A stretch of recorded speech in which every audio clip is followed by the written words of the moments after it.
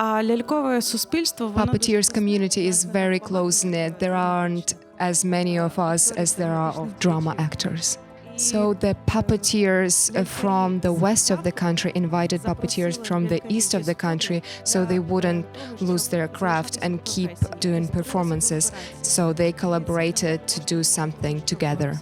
So that's why they started doing shows together. They started giving performances in the shelters, in the subway station, underground. And so little by little, the theater arts and the puppeteering arts came back to life.